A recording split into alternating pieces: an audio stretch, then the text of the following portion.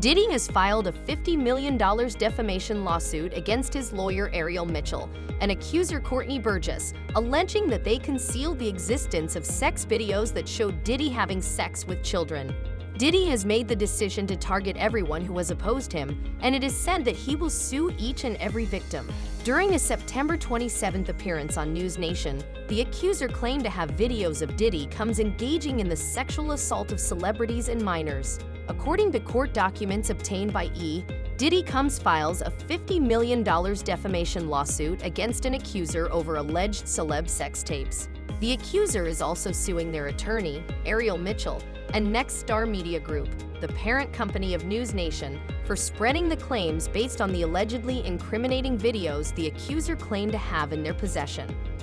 The lawsuit filed in the Southern District of New York January 22nd alleges that all parties involved participated in a will scheme to fabricate and broadcast outrageous lies concerning Mr. Combs, and then to leverage those falsehoods to gain social media fame and themselves, and strip Mr. Combs of his reputation, livelihood, and right to a fair trial. Has reached out to the accuser Mitchell and News Nation for comment, but has not heard back. And along with the alleged fabrication of lies, the suit refers to Mitchell and the accuser as social media protagonists whom the suit claims had spent months fueling a media frenzy and vying to outdo each other in a shameless competition to draw attention to themselves. With no regard for the truth, the lawsuit also lays out the profound reputational and economic injury and prejudice that the accuser's alleged misinformation has caused Combs, who is currently in Brooklyn Metropolitan Detention Center, awaiting a May 5th trial for sex trafficking, racketeering, and transportation to engage in prostitution charges. Combs has pleaded not guilty to all charges. As for where the accuser allegedly got the tapes, Combs' attorney Erica Wolf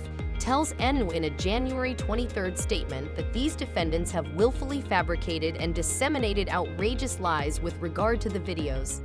The lawsuit claims that the accuser received the videos directly from Combs' late ex-girlfriend Kim Porter, who passed away from lobar pneumonia in 2018. Combs disputes these claims, claiming that the accuser has never met Mr. Combs and has never had any relationship with any of Mr. Combs' family members. Their blatant contempt for the truth has tainted the jury pool and damaged public opinion. This complaint should serve as a warning that as of November 2024, deliberate falsehoods that compromise Mr. Combs' right to a fair trial will not be accepted.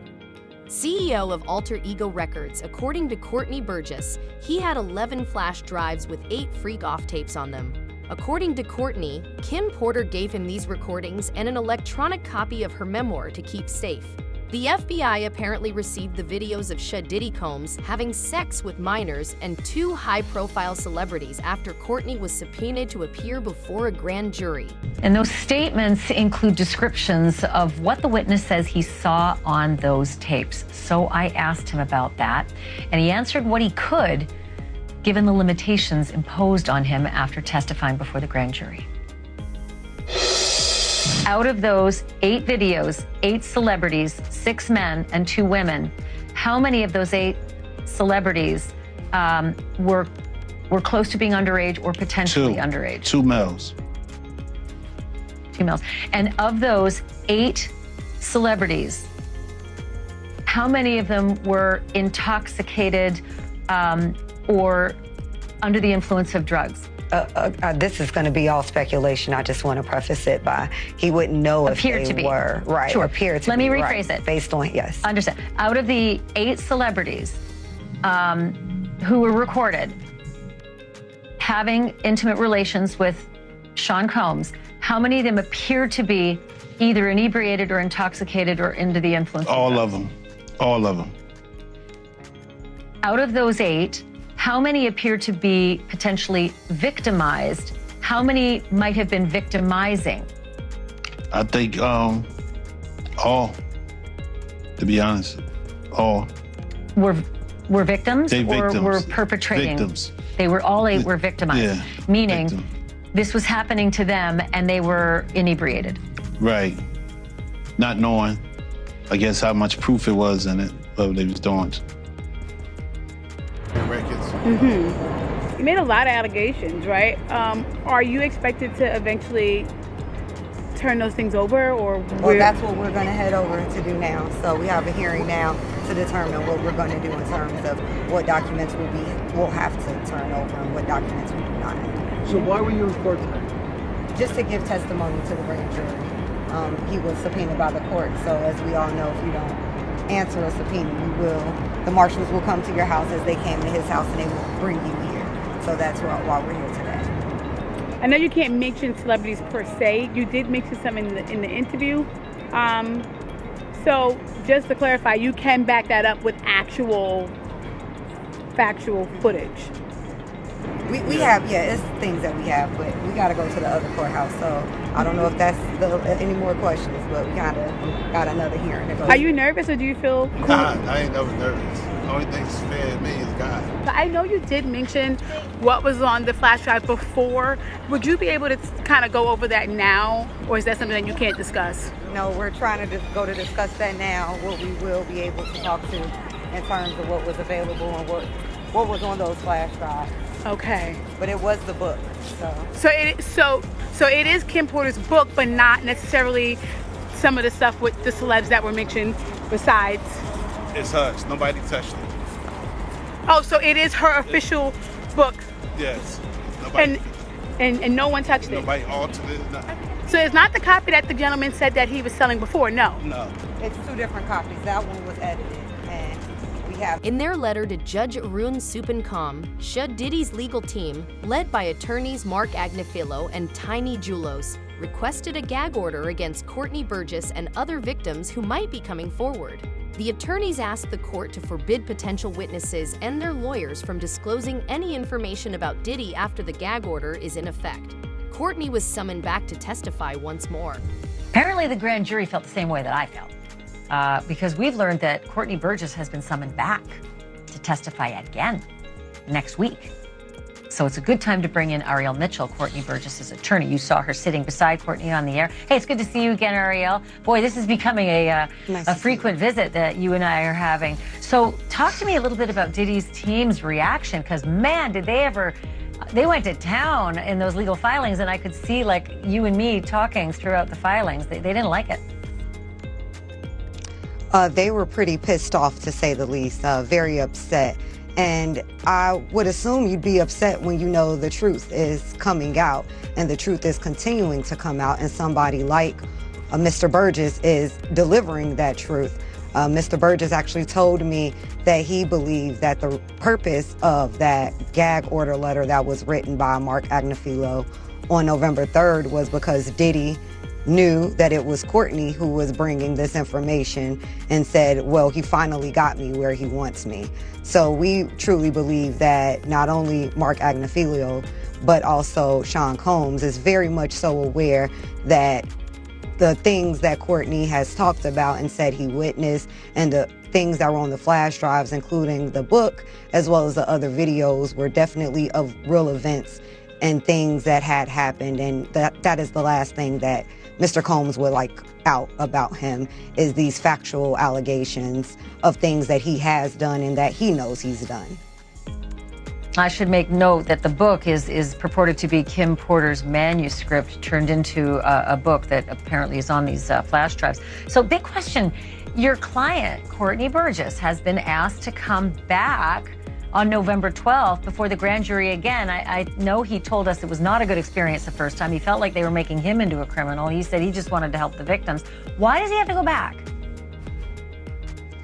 Well, we have to finalize the testimony. So I do believe we may be able to waive our appearance in that, where Mr. Burgess might not actually physically have to come back, but there was a rider attached to the subpoena that requested certain documents and videos and evidence that Mr. Burgess had talked about in his interviews prior to the grand jury subpoena, and part of what he was supposed to bring. So they just need to bring that to completion, and that's the purpose for us possibly having to testify further. Makes sense. So mark your calendar and come on back on the program and let us know what happens next. Ariel Mitchell, I always love having you on. Thank you for this. Sons of Diddy Christian and Quincy Combs have also filed a cease and desist order against Courtney Burgess, claiming that they want the copyright to their mother's memoir so they can profit from it. They also claim that the memoir is currently in FBI custody along with 8 freak-off tapes, and they don't even care what their mother intended to say in it. Here is the other thing with Mr. Burgess. He apparently says he owns the rights to a book that was reportedly based on the alleged memoir of Kim Porter. In fact, according to TMZ, Burgess' phone was seized by the feds, and on it was a copy of a flash drive with material that was used in this book. Here's the problem. Christian and Quincy Combs, these are the sons of Diddy and Kim Porter. Quincy's actually adopted by Diddy. But they are reportedly fighting back, and they have sent Burgess a cease and desist letter to prevent the further sale of this book. They argue this is just an attempt to capitalize on Porter's fame and that they own the rights to her IP, her intellectual property, like her diary entries, her potential manuscript. As her heirs, they own it. And they also want an accounting of current sales of the book. To be clear, though, they aren't acknowledging that there is, in fact, a long-lost memoir from their mother. In fact, they've actually denied that before when there was a similar book, a derivative work, we'll talk about that, published by this guy named Chris Todd on Amazon. They were adamantly fighting against that. They said that their mother wouldn't write this. But what they're basically saying is if something should exist, it's interesting to note that Diddy's legal team has previously acknowledged the existence of these freak-off tapes in a prior lawsuit and is now only contesting the involvement of minors. According to Diddy's attorneys, everything that took place during his freak-off parties was voluntary and drug-free, and the victim who is suing Diddy genuinely had a good time at the freak-off party. In their letter, they write, quote, "Having reviewed these videos, it is now abundantly clear that they confirm Mr. Combs' innocence and that their full exculpatory value cannot be investigated and used unless they are electronically produced. The 9 videos at issue are the so-called freak-off tapes with victim 1 that the government has repeatedly referenced, causing wild speculation in the media. Contrary to what the government has led this court and the public to believe, the so-called freak-offs were private sexual activity between fully consenting adults in a long-term relationship. Like many Americans in the privacy of their own bedrooms, they sometimes film their sexual activity. These videos unambiguously show that the person alleged in the indictment to be victim 1 not only consented, but thoroughly enjoyed herself." And we believe, by the way, victim 1 to be Cassandra Ventura. This is Diddy's ex, who first filed that initial sexual assault lawsuit against Combs back in 2023. She was in that infamous surveillance footage that was published by CNN of an incident that happened in a hotel hallway where Combs is beating Ventura just while wearing a towel. It's a very disturbing video. He argues the videos don't show any orgies or celebrities or violence or coercion or threats or manipulation or evidence of anyone being under the influence of drugs, that this is not sex trafficking. Quote, "The premise that freak-offs are inherently dangerous shows that the government seeks to police non-conforming sexual activity and that it assumes, despite all evidence to the contrary, that a woman's willing participation must have been coerced." That's interesting because that's something we've long suspected, that the defense is not going to shy away from the term freak-offs. They might accept, yeah, Combs called these freak-offs, but this was entirely consensual. It was all on the up and up. It might be different to you and me, but there's nothing illegal going on here. If they're really If the government is the government in the Southern District of New York, I can't imagine this is what they're hanging their hat on if it's what the defense describes. It's like one of those things that when you have a weakness in a case, the government has to decide how they're going to use that. My guess is they're going to use it to show that there were sex workers, that these sex workers were paid. I would imagine that they have the sex workers that are in the video to come in and describe what was going on or what happened before they went on tape. Whether or not they had drugs or alcohol or anything else, whether or not Cassie had drugs or alcohol, whether or not there was a discussion between Sean Combs and Cassie before the tape started. So Right. I think that the tape is going to be one portion of it, but the testimony of either the sex workers that were in the video and or Cassie is going to kind of tie it together. That's my... The attorney for Courtney Burgess against Diddy, Ariel Mitchell Kidd, claims that she and other victims have actually received death threats. Diddy was threatening victims by calling them from inside the MDC, according to the district attorney for the Southern District of New York, who is bringing the case against Diddy. Gene Deal, Jaguar Wright, and even minors who were harmed by Diddy have verified this. Is your client fearful if Diddy does get out? As you know, I represent other clients, actual victims who have sued. Mr. Combs, Diddy, in civil court, and all of them are very apprehensive about their safety if he were to be granted bond. I am confident in the court. I am sure that the court will remain with their previous decision of no bond. I feel like the judge only gave this, let me think about it, just to not make it as obvious. But I have all the confidence in the world in the federal court in the state of New York that they will remain keeping Diddy under no bond, and that all of the victims in this case will be able to proceed sooner rather than later. Yeah, and you mentioned, I mean, you don't just represent this man, you represent other alleged victims too, and people involved. Have there been any threats made against any of your clients? There have been threats from people on the internet, but not from, at least what we don't know, from Diddy to be directly. So my clients have, Mr. Burgess has received several death threats. My client, Mrs. Parham, has been receiving threats, but we don't know if they're just regular people from the internet or if they're actually people who were sent by Diddy. Do you have any idea where the threats are coming from? I mean, have you done any investigation?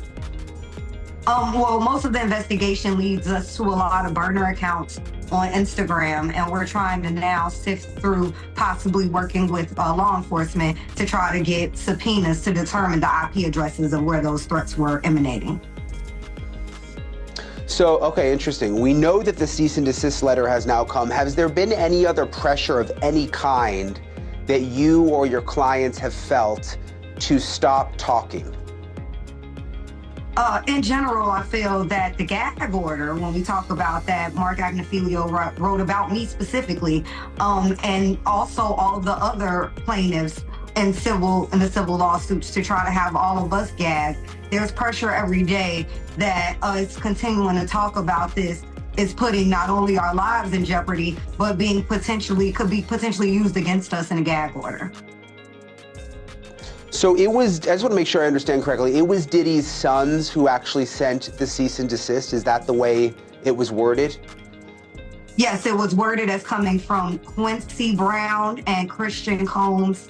It did mention the daughters, but it did not name them specifically, but it did name the two sons, Kim Porter's sons. So do you get the sense that from behind bars, Diddy is still directing all of this? Is the one who said send this letter? Do you think he's that involved? I'm 100% confident it was Diddy who orchestrated this whole farce of a letter. The letter was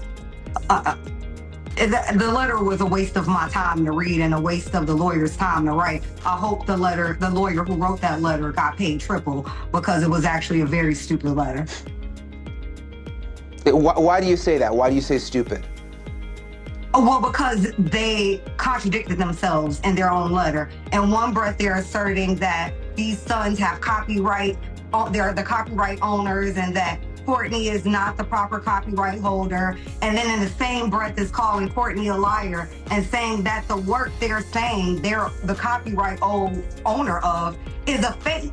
So if both things cannot be true, either it's a fake and it's a work of fiction that Mr. Burgess made up himself, or it's actually the work of your mother, and then you can maybe assert some copyright issues, but even copyright ownership, but there are issues there as well, because Mr. Burgess received the copyright from Kim Porter prior to— In a startling change of events, Ariel Mitchell Kidd revealed in a Fox Nation interview that someone close to Diddy had actually contacted her to try to sell her a tape. The tape purportedly included a particular celebrity and is one of many that are currently on the market. Mitchell even stated that she has personally seen stills from Diddy's purported sex recordings in a recent documentary about the singer. Also was just recently contacted by someone who wanted me to essentially represent them in the sale of one of the Diddy tapes. So, which I declined that because— Wait a minute, say that again. Say that again, back up. You're saying that there's tapes and they're being shopped? Yes, there have been people already shopping. We've heard about the tapes, but yes. The shopping thing is— Yes, there already have been tapes leaking around Hollywood, being shopped around to individuals in Hollywood. But one particular person contacted me to shop a particular video they were in possession of. and to contact the person who was in the video to see if they were interested in purchasing the video before it became a public knowledge. I've heard this before, so like a catch and kill. Catch and kill, correct. Wow, can you, and I guess you can't reveal the person who is on No, I tape. can't explain who the person was, but Mr. High profile? Mr. Combs was in the tape, and this other person is, I would venture to say, more high profile than Mr. Combs. Really? Really? And you've seen it? Or I've seen stills of the video. Okay. So you can verify that it exists, that it's real, that the other person in the video is very visible. It's no question if it's that person in the video, and I can tell the video was pornographic in nature. Oh my, all right. So we know that he videotaped a lot of activities at his home, Diddy. And it sounds like there was probably a lot of hidden cameras as well. Is that what is being talked about? Yes, this was actually in his Atlanta home, at a home he had in Atlanta at one point. And it does seem that the person isn't like looking into the video, so it's, to me, doesn't seem like that person knows they're being videotaped. It doesn't seem like they're active participant in the videotaping, like they're being surreptitiously recorded it. All right. I wanted to ask you about the police report we talked about, but when your client came out, obviously the neighbor knew. Did she talk to her family? Did she talk to her friends? Did she have another lawyer? Let's go back to your client. So at the time, she, as most rape victims are, they feel a lot of shame. Absolutely. And they don't want to vocalize what happened to them because then it makes it real. So they kind of internalize it and get over it. And due to the high profile nature that it was Mr. Combs who did this, she was afraid for her life. She was concerned that if she was to come forward and say something, that no one would believe her, because we're talking about 2018 when Mr. Combs was still pretty much at the height of his career, still very much so an icon and influential figure. So she's just a young girl from Northern California who's gonna believe that he had done something to her like this. So she didn't tell anybody. She did not hire an attorney. All she did was make the police report in the hopes that maybe the police would try to investigate and come up with anything. But she said she kind of felt from the police that they were disregarding what she was saying, even without saying Mr. Combs' name. So she didn't feel any confidence that revealing his name would have done anything. Sure. I mean, but there's a police report. Yeah. I mean, that fact in of itself is a big deal, because when you're talking about going back in time and talking about these allegations from other alleged victims, you know, there's not a lot of police reports, but you guys actually have one. And is that going to be revealed? Are we going to be able to see it? Yes, as soon as I file my lawsuit in civil court, I will be attaching the criminal complaint that was made. I'll attach the number so everyone can see that this is a real number and can go to the police department there and request their own copy of that police report that was made back in 20. The celebs on these tapes aren't coming out themselves for a reason. According to John Deal, the celebrities that Diddy spent time with are hoping that Diddy will prevent the release of these tapes because, according to him, Diddy recorded everything that happened at his house and everyone who attended his parties. As a result, they are afraid of what might be revealed if they speak. Anybody came out defending Diddy. All these celebrity friends he have, and nobody came out. They brand. It's all about the money. They saw what he did to Cassie. With the kicking, the punching. They saw what they did to Cassie. They know that nobody in America liked that. So now, these people are represented by a brand. Whether it's something about the music, clothing, movies. They're not gonna come out and speak on nothing that has anything to do with them, and they praying that they not on the tape doing crazy stuff, being oiled up in the whole 9 yards. They praying. So until the feds say, hey, yo, listen here. We got you on, hey buddy, we got you on this tape, and girl looked like she was pretty young. We're not gonna show it, but we need you to come and testify against Brother Love, P. Diddy, Puff Daddy, you know, Sean Combs. that's when they're gonna start talking. And they're not gonna be talking in his favor.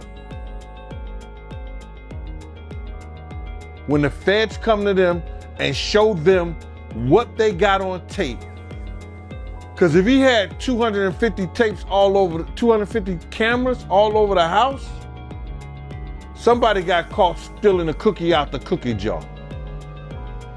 It could be your favorite pastor. It could be your favorite politician. But they didn't think they was being watched, and Brother Love was watching. Yeah, I mean, TD Jakes, he haven't even came out and said anything. And him and Diddy was real cool. Amen. Amen. Yeah, man. And I know the people in the congregation over there is shaking in their boots because this man then led them probably, allegedly, probably led them to damnation because those people's hearts are going to be broken if that man is seen on those tapes doing anything. Because people always put their faith in the pastor instead of putting their faith in God. And what they need to do is understand that he's just a man. And he has a history. It's not looking too good for him. So you feel like celebs are worried that they might be on tape? Oh, they know. That's why they ain't speaking up or saying nothing. Yeah, I was at a Diddy party, but I know I ain't do nothing. When you don't know somebody's taping you, when you don't know that somebody is videoing you in some kind of form or fashion, you got that alcohol, you got the drugs in you, they're a little loose, bruh. They let down all their inhibitions. The music is pumping. He said it himself. He got it so hot in there that you gotta take your clothes off. He said that himself, bruh. Given the well-known names, secret tapes, and ongoing legal actions, do you believe Diddy is merely attempting to suppress his accusers, or is there more to this tale than we currently know? This scandal is far from ended. As more information becomes available, I'll be here to explain everything. Please leave a comment below if you believe these tapes will ever be made public.